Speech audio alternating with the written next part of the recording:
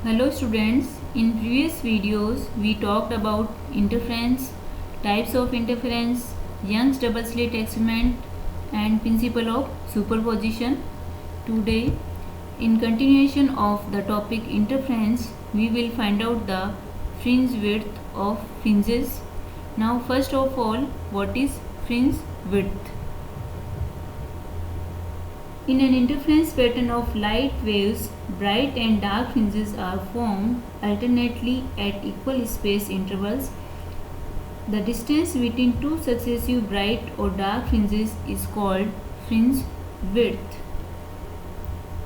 Now, हम एक source लेते हैं, मोनोक्रोमेटिक सोर्स S, जिसे हमें दो कोहेरेंट सोर्स मिलते हैं S1 एंड S2। इसके आगे हमने स्लिट लगा दी सोर्स के आगे, तो हमें दो सोर्स मिल गए जो कि क्या है, कोहेरेंट सोर्स है।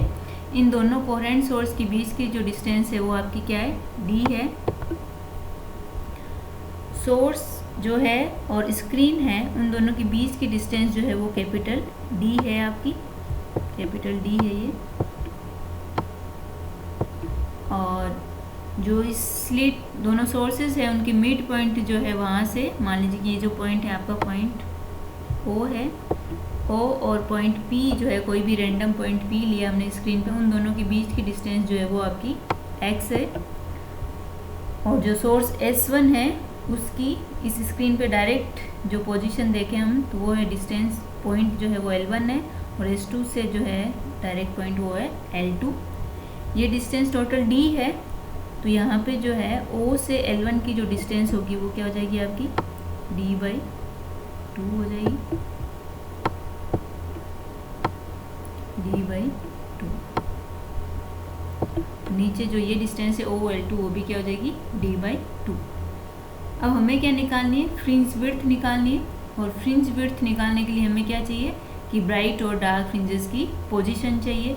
तो सबसे पहले हम कोई रैंडम पॉइंट P लिया है, और इस पॉइंट P पे हम इंटेंसिटी फाइंड आउट करना चाहते हैं। और इंटेंसिटी फाइंड आउट करनी है, यानी कि हमें देखना है कि यहाँ पे जो इंटरफ्रेंस पैटर्न मिल रहा है वो कंस्ट्रक्टिव इंटरफ्रेंस है या डिस्ट्रक्टिव इंटरफ्रेंस है। और वो हम किसे देखते हैं, पार्ट डिफरेंस से देखते हैं। तो हम पॉइंट P पे देखें तो पार्ट डिफरेंस कितना होगा, S2P माइनस S1P। तो हमें S2P और S1P की वैल्यू फाइंड आउट करनी है, और फिर हम कंडीशन लगा देंगे कि फ्रिंज जो बन रही है वो ब्राइट बन रही है या डार्क बन रही है, और फिर हम उसकी पोजीशन फाइंड आउट कर लेंगे। तो हम सबसे पहले निकालते हैं PL1। तो PL1 कितना होगा, ये जो डिस्टेंस है P से लेके L1 की, ये डिस्टेंस फाइंड आउट करनी है अपने को। ये डिस्टेंस जो है यहाँ से लेके यहाँ तक, तो ये डिस्टेंस देखिए, यहाँ P से लेके O तक कितनी डिस्टेंस है, x, और O से लेके L1 तक डिस्टेंस कितनी है, D/2। तो ये कितनी डिस्टेंस हो जाएगी, PL1 x माइनस D/2। इसी तरह से PL2 निकालनी है, P से लेके L2 तक आपको डिस्टेंस फाइंड आउट करनी है, P से लेके L2 तक। तो यहाँ तक कितनी डिस्टेंस थी, x, और ये जो डिस्टेंस है वो कितनी है, D/2, क्योंकि दोनों सोर्सेज जो है उनके बीच की डिस्टेंस कितनी है, ये है आपकी डिस्टेंस D/2। तो x प्लस D/2 हो जाएगा, ये आपका D है, यहाँ से यहाँ D है, ये डिस्टेंस D/2 है। तो यहाँ से ऊपर से यहाँ तक कितनी थी, x, तो x प्लस D/2। तो PL2 जो होगा वो क्या हो जाएगा, x प्लस D/2। अब हम निकालते हैं, हमें क्या निकालना है, S1P निकालना है। तो S1P के लिए हमने एक राइट एंगल लिया है, ट्राइंगल, कौन सा, S1PL1। तो ये वाला ट्राइंगल हमने लिया है, यहाँ से लेके ये और ये पूरा ट्राइंगल, ठीक है। तो इस ट्राइंगल में आप देख रहे हो भाई, पाइथागोरस थ्योरम क्या होता है, S1P का square is equal to D square plus ये वाले डिस्टेंस। तो ये वाले डिस्टेंस कितनी थी, x माइनस D/2 का होल स्क्वायर। तो ये आपका S1P स्क्वायर आ गया पाइथागोरस थ्योरम से। अब यदि इसमें से अपन D कॉमन ले लें, तो D स्क्वायर कॉमन ले ले तो क्या बचेगा, 1 प्लस x माइनस D/2 का whole square upon D square. तो ये आपका आ गया अपॉन D स्क्वायर। अब अपन S1P निकालना है, तो इसका क्या ले लेंगे, रूट ले लेंगे, स्क्वायर रूट। तो स्क्वायर रूट ले लेंगे तो क्या बचेगा आपका S1P is equal to D multiply by 1 plus x minus D by 2 का whole square upon D square, और पावर क्या आ जाएगी आपकी हाफ। यहाँ से स्क्वायर हटेगा तो इधर पावर क्या हो जाएगी हाफ हो जाएगी। तो आपका S1P आ गया। अब आपको एक्सप्रेशन पता है कि जैसे कोई भी 1 प्लस एक्स का एक एक्सप्रेशन होता है 1 प्लस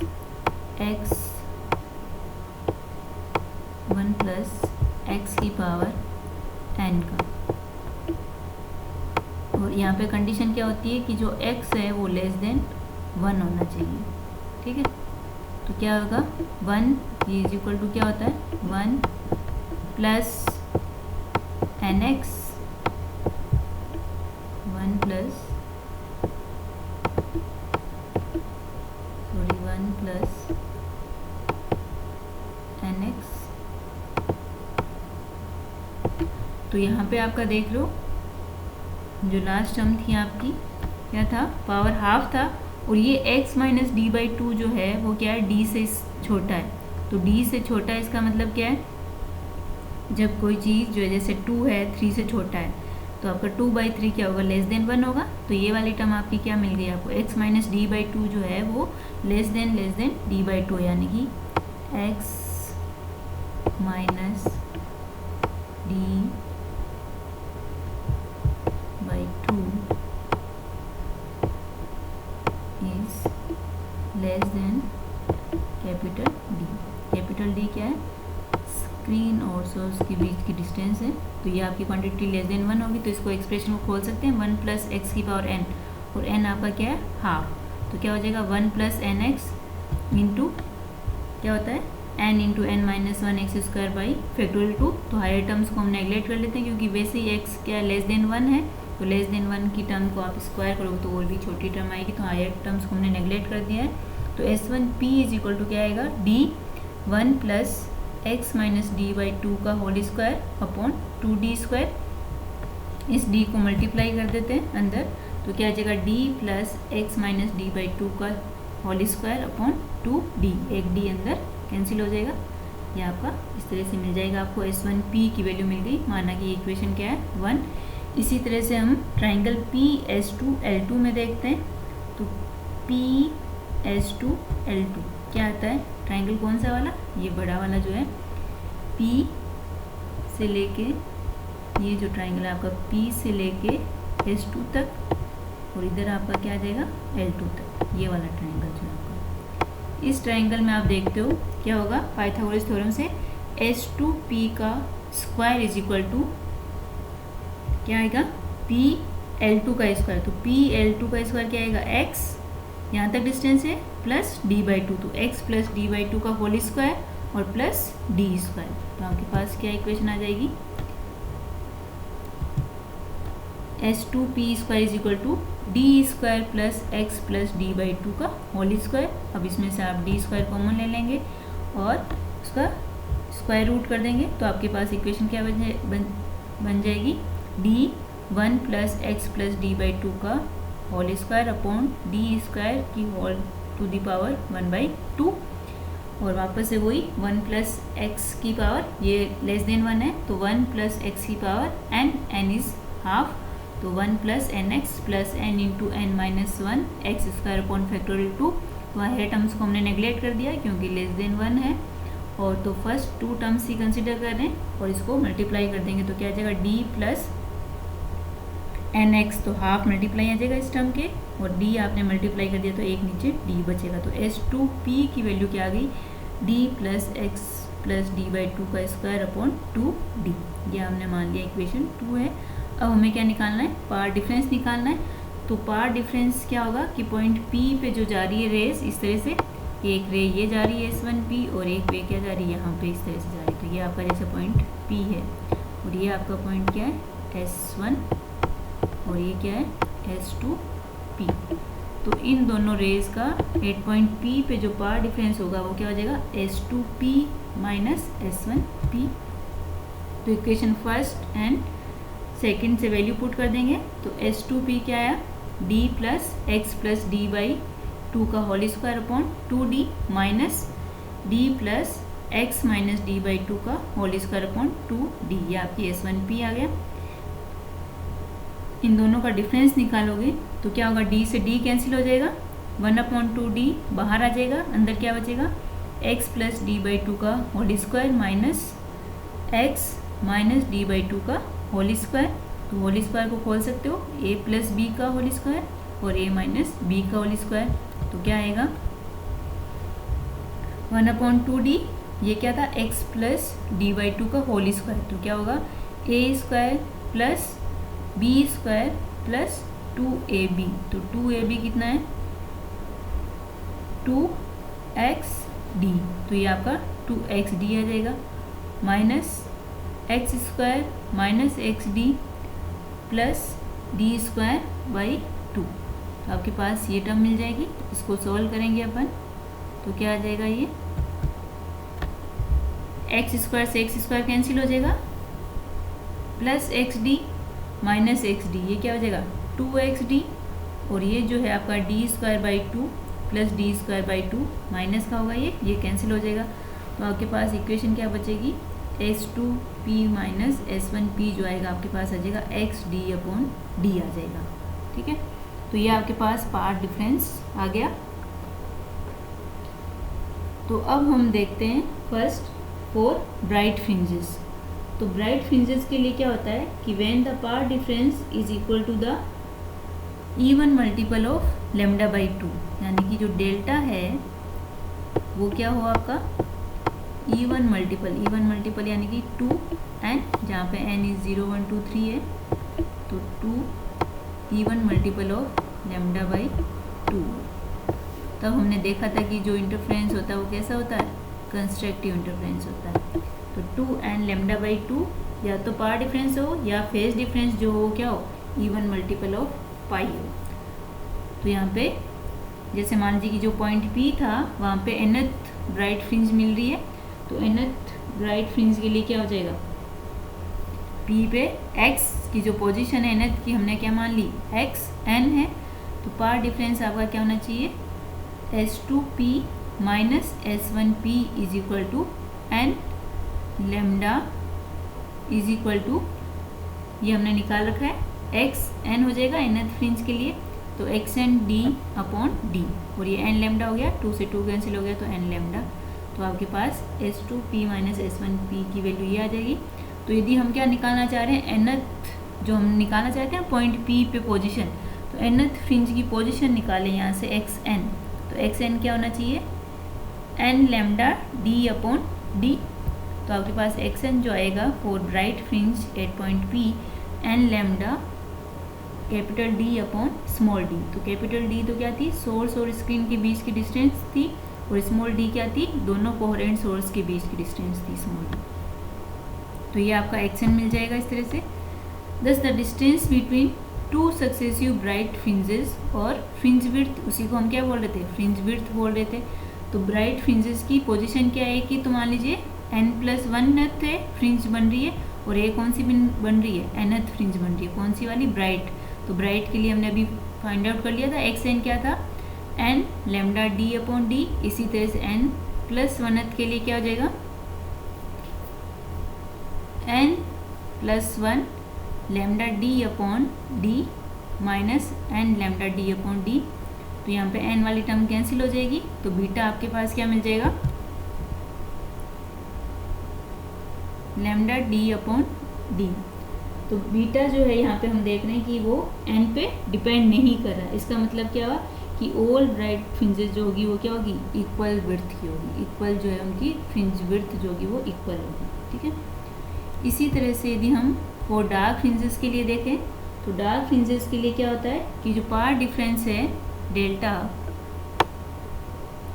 वो क्या होना चाहिए, odd multiple of lambda by 2 होना चाहिए, यानी कि 2n+1 या -1, जो भी लिखना चाहो आपकी मर्जी है, 2n+1 -1 odd multiple of lambda by 2।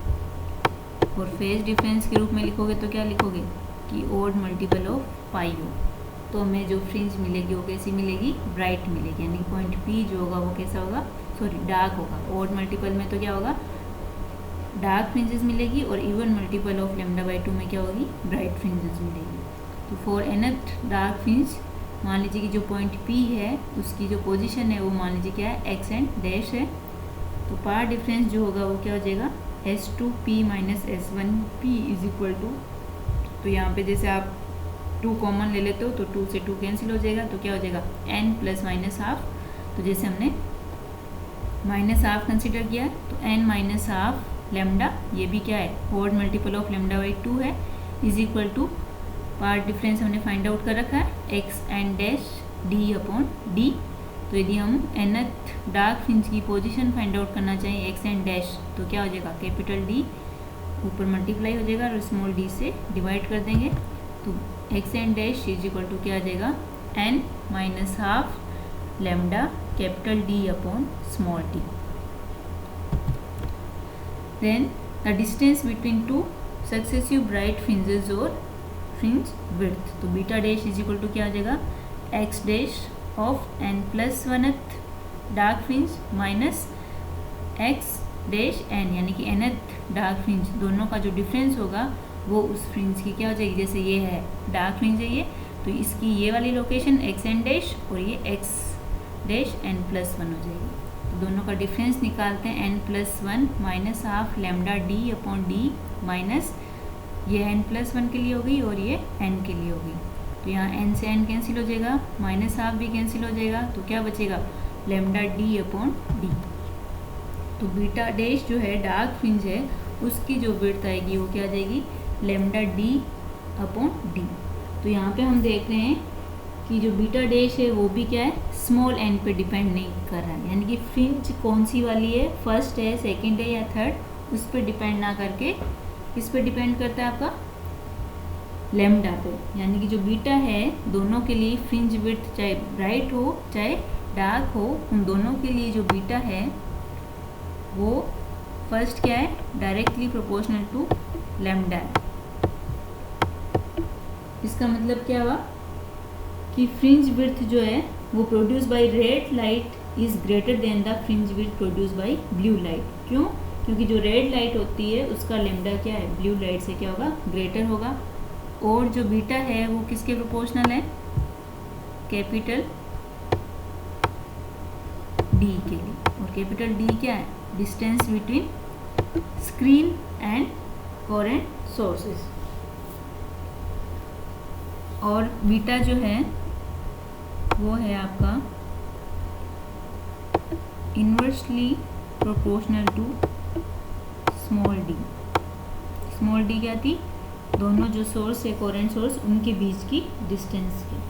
तो इसका मतलब क्या आ गई कि the more nearer the two sources are the more is the fringe width, यानी कि जितनी स्मॉल डी कम होगी उतनी फ्रिंज विड्थ क्या होगी, ज़्यादा होगी। क्यों? क्योंकि ये स्मॉल डी के क्या है, इनवर्सली प्रोपोर्शनल है। तो ये आपका डी हो जाएगा। तो इस तरह से आप देख रहे हो कि ये जो डिस्टेंस है कौन सी वाली, यहाँ से लेके यहाँ तक, ये भी क्या है, लेमडा डी अपॉन डी है, और ये भी क्या है, लेमडा डी अपॉन डी। तो दो चाहे कॉन्जिगेटिव डार्क फ्रिंजेस ले लो, चाहे दो कॉन्जिगेटिव ब्राइट फ्रिंजेस ले लो, उन दोनों की जो डिस्टेंस है उसी को हम क्या बोल रहे हैं, फ्रिंज विड्थ बोल रहे हैं। और उसका जो फॉर्मूला है वो क्या है, lambda capital D upon D. इसको शॉर्ट ट्रिक में ये भी याद रख सकते हो कि बीटा जैसे बी, तो ऊपर जो है कैपिटल डी आएगा, बीटा इधर है तो इधर क्या आएगा, कैपिटल डी, और नीचे क्या आएगा, स्मॉल डी। डी डी में कंफ्यूज हो जाते हैं, तो lambda capital D upon small D. अब यदि हम एंगुलर फ्रिंज विड्थ की बात करें तो एंगुलर फ्रिंज विड्थ क्या होगी कि जैसे आपकी ये फ्रिंज बन रही है, यहाँ पे कोई सी भी जो भी है वो फ्रिंज बन रही है इस पॉइंट पे, सॉरी ये, तो यहाँ पे जो इसकी फ्रिंज विड्थ है वो कितनी आई थी आपकी, बीटा, और ये स्क्रीन के बीच की जो डिस्टेंस है वो कितनी आपकी, डी। तो हमें एंगुलर फ्रिंज विड्थ निकालनी है ये, तो फ्रिंज विड्थ क्या हो जाएगी, आर्क अपॉन रेडियस, तो क्या हो जाएगी, beta upon capital D is equal to, beta की वैल्यू क्या थी अभी हमने देखी थी, lambda capital D upon small D, और कैपिटल डी से डिवाइड करना है। तो एंगुलर फ्रिंज विड्थ जो होगी वो क्या हो जाएगी, लेमडा अपॉन डी, यानी कि लेमडा के प्रोपोर्शनल होगी और स्मॉल डी के इन्वर्सली प्रोपोर्शनल होगी। अब अगर हम जो फ्रिंजेस बन रही है उनकी शेप की बात करें तो शेप ऑफ इंटरफ्रेंस फ्रिंजेस, तो मान लीजिए कि दो कोहेरेंट सोर्स थे S1 and S2, then the maximum और minimum intensity at point P किस पे डिपेंड करिए, दोनों के बीच के पावर डिफरेंस पे, यानी कि S2P minus S1P is even multiple of λ/2 है, तो इंटेंसिटी जो मिलती है अपन को क्या मिलती है, maximum.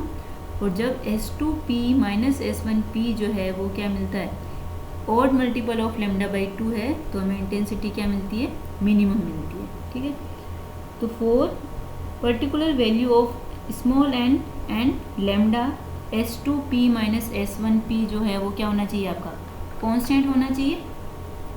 Then the loci of bright और dark points for a particular value of n and obeying equation S2P minus S1P is equal to constant will भी क्या होना चाहिए, हाइपरबोलॉइड होना चाहिए of revolution about the line S1 S2।